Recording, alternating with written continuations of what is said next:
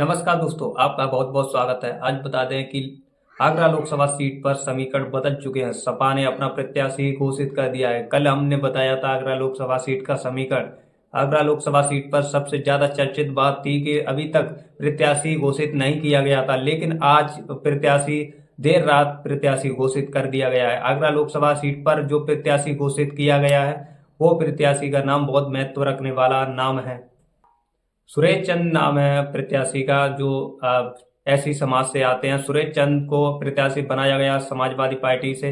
अब तीनों पार्टी, जो बहुजन समाज पार्टी की तरफ से पूजा अमरोही को प्रत्याशी बनाया गया था और एसपी सिंह को जो बीजेपी की तरफ से प्रत्याशी बनाया गया था। इसी बीच अटकल लगाई जा रही थी कि समाजवादी पार्टी अपना प्रत्याशी आगरा लोकसभा सीट पर कब प्रत्याशी उतारेगी, तो उसका भी इंतजार खत्म हुआ। प्रत्याशी उतारते हुए जो सुरेश चंद को उतारकर जो समाजवादी पार्टी ने अपना निर्णय दे दिया है और समाजवादी पार्टी अब की बार क्या आगरा लोकसभा सीट पर समीकरण बिगाड़ सकती है? सभी दो, जैसे बहुजन समाज पार्टी और बीजेपी का समीकरण बिगाड़ सकती है। ऐसा क्यों कहा जा रहा है? क्योंकि जो सुरेश चंद को उतार कर प्रत्याशी बनाकर समाजवादी पार्टी ने, जो कि इंडिया अलायंस की तरफ से और समाजवादी पार्टी का एक जो गठबंधन है, तो गठबंधन के दौरान जो समाजवादी पार्टी और कांग्रेस दोनों दल अपने साथ ही प्रत्याशी उतार रहे हैं। तो यहाँ समीकरण बताएं तो यहाँ का समीकरण बदलने वाला है, क्योंकि इस समीकरण पर यहाँ पर सबसे ज्यादा पेट रखने वाले यहाँ पर वोटर हैं, सबसे वैश्य समाज के वोटर हैं, 3.25 लाख वोटर हैं यहाँ पर। उनमें कांग्रेस का अच्छा प्रभाव है। आगरा पर दलितों की या 2,80,000 वोटर हैं आगरा के अंदर। और आपको बता दिया जाए, यहाँ पर एसपी सिंह बघेल को बड़ी बहुमत के साथ जीत मिलती है। 2014 में अच्छी जीत मिली थी, जो मोदी लहर के बीच एसपी सिंह बघेल यहाँ से जीते थे। और 2019 में जो बीएसपी और एसपी का गठबंधन होते हुए भी यहाँ पर एसपी सिंह बघेल ने प्रचंड जीत हासिल की थी। और इसी बीच यहाँ पर बघेल वोट भी महत्व रखने वाले हैं। 1.25 lakh voter Baghel vote seat पर सभी से समीकरण चेंज होते दिख रहे हैं। और यहाँ पर समाजवादी पार्टी के सुरेश चंद को उतार कर जो समीकरण बदलने की कोशिश की है अब की बार, क्योंकि यहाँ पर अब की बार जो एसपी सिंह बघेल बीजेपी की तरफ से प्रत्याशी हैं, उनकी अटकलें लगाई जा रही हैं कि अब की बार बीजेपी यहाँ पर कड़ी कार्रवाई करके सीट निकाल पाएगी। यहाँ पर बहुत सख्त करनी पड़ेगी, बहुत मेहनत करनी पड़ेगी। जो कि पूजा अमरोही यहाँ पर जाटव समाज से आती हैं, जाटव समाज, दलित समाज भी बहुत ज्यादा महत्व रखने वाला है। और यहाँ पर 2,70,000 मुस्लिम वोट भी है। यहाँ पर मुस्लिम वोट समाजवादी पार्टी की तरफ जाता है, तो यहाँ जो दलित वोट है बसपा की तरफ जाएगा। जब वो इनमें कन्वर्ट होकर अलग अलग जो समीकरण बनेंगे, जो जैसे बसपा अपनी तरफ खींचेगी मुस्लिम वोट को और समाजवादी पार्टी अपनी तरफ खींचेगी। और इसी बीच गठबंधन में कांग्रेस के जो गठबंधन है, तो कांग्रेस अपना जोर शोर से प्रचार कर जो वैश्य समाज में, अपने जो अपर कास्ट वाले समाज में वोट में सेंध लगाएगी, तो वो बीजेपी को नुकसान होता दिखेगा।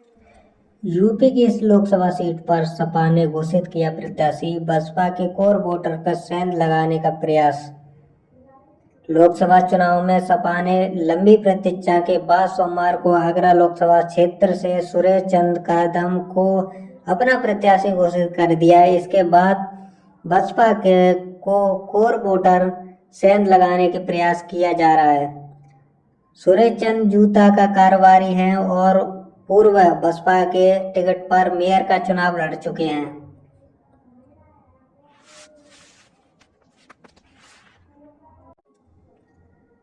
लोकसभा चुनाव में सपा के लंबी प्रतीक्षा के बाद सोमवार को आगरा लोकसभा क्षेत्र से सुरेश चंद कादम को अपना प्रत्याशी घोषित कर दिया है। इसके बाद बसपा के कोर वोट में सेंध लगाने का प्रयास माना जा रहा है। सुरेश चंद जूता कारोबारी हैं और पूर्व के बसपा के टिकट पर मेयर का चुनाव लड़ चुके हैं।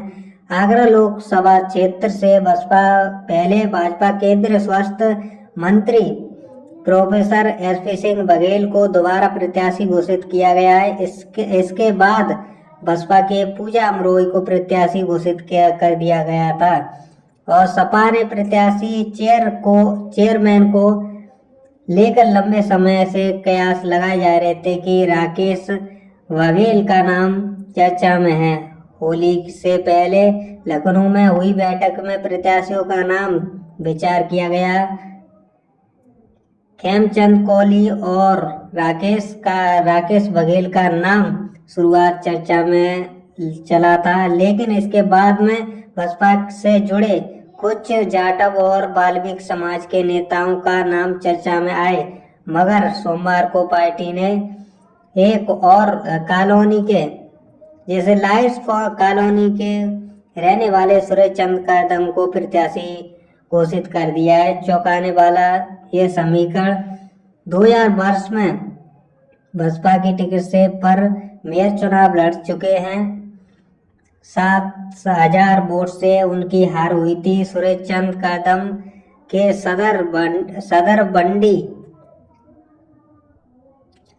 में जूते फैक्ट्री है। बसपा के कोर वोटर में उनकी अच्छी पकड़ है और इसकी को देखते हुए उन पार्टियों पर दांव लगाया गया है।